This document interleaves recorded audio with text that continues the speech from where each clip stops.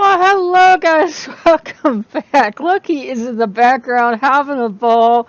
He has been making mischief. Foxy Boy wants to see how bad I want this. So we are going to be playing Fast Food Mania 3D. So as you can see, it's got a really bright poppy background here on the main menu. You can see that we are at the fast food place. We're going to get all the nummies. If you look to your right, you're going to see language selection. And if we hit this question mark, you're going to see the credits. Now, I do have the music turned off for this, and Lil Foxy Boy has been playing mischiefs just because I was yelling as loudly as possible, and I don't have the equipment to turn the music down, so you couldn't hear me. It was like, bah, bah, bah, bah, bah, bah, bah. Okay, you look at your bottom left, you're going to see your exit kind of next to the trash can. I don't know if they planned that, but that is pretty cute. So we're going to hit play. Okay, you got 1 minute, 3 minute, 5 minute. We're going to give you the full grand experience of 5 minutes. I am going to tell you this game has an interesting mechanic. I'm going to try to hit this lime cola, and you see it light up. I'm going to have to double click that burger. If I don't double click the item that I am swapping out, it will not switch it. I'm not sure why, but that's just how this game plays itself. So, I think it's actually a pretty fun game. It was made by a developer that uses a game pack that lets you make games with no coding experience. And a lot of developers have gotten very excited about those things, and they have jumped onto Steam with games. Keep in mind, they're putting out $100 out of pocket to be able to do this, so Steam's not letting them do it out of the goodness of their heart. Like, oh, isn't that cute? You're trying to make games. And they're getting a lot of harsh, but they're starting somewhere. That double click definitely could be fixed if they knew what they were doing, and I think it's just they only right now they're at the baby stage where they're baby dev, and they're okay making this stuff out of the kits, but they don't have the chops to get in there yet and fix the code. They're getting yelled at by more advanced developers, but developers have to understand some people just look at code and their mind shuts down. So it would be nice to see somebody in the community reach out instead of yelling at these people and say, you know what, dude, here's how you fix that. Here's how you fix people having to double click, because this is a match free. They want to go pretty speedy. What I would like to see added on is, maybe like with the unicorn, same developer, maybe something would open up after you did so many matches, like say 1,000 points or something. You would unlock a new screen and you would move somewhere else. That might be distracting for some people, but I think it would be nice. It would you'd clear the level and then you would move on to a new one. That would make it a little more engaging. Okay, I'm having trouble finding matches here. Pro tip, since the stuff does rotate, you are going to, I just missed on the ham, you're going to have trouble hitting, I've been calling it the center of gravity. I don't know what you would call it, but the center of the item. You can be a little off sometimes, but usually if you aim for the center of the item, you're going to get a successful click on it. But yeah, I'd like to see that. And since it is a fast food thing, I would like to see, maybe like a vending machine or something added in. We were talking in a previous attempt, and I said, I understand chips. It's like a vending machine thing here. I understand soda being a fast food thing, especially like you're living the college life, yeah. And I understand the burgers, definitely, and the pizza, but the ham was really stumping me. I said, other than McDonald's breakfast, I can't think, at least in my neck of the woods, might be different. You guys can say below if it's different for you.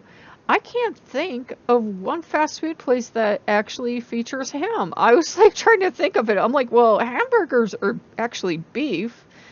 I really can't think of one place. From time to time, maybe the DQ has some kind of ham sandwich going on, but it's usually a short-lived beast. So I can't think of any place that continuously has ham. If you know of a place, you can feel free to say below. Maybe ham for the pizza? I don't know. McDonald's every once in a while does some kind of strange sandwich, but like Arby's is all beef, isn't it? Like always. There's seafood in America for a lot of the fast food places. At least there used to be. But then as time moved on, some of that seafood is a little endangered, so some of those places shut down. But yeah, there are no ham things that I can think of. I'll think of one like 2 in the morning is when it will pop into my head, but as of now, so feel free to say below and I'll go, yeah, I thought of that right after I stopped recording. How could I forget? I can't think of a ham thing. Here, beef is king. But, you know, this is pretty cool. I don't know where the developer hails from. I wish I knew a little more about the developer. Because if it would be, I'm familiar with at least some of Japan pop culture. I'm thinking, well, Japan, they probably have it because I know the Japanese Disneyland used to have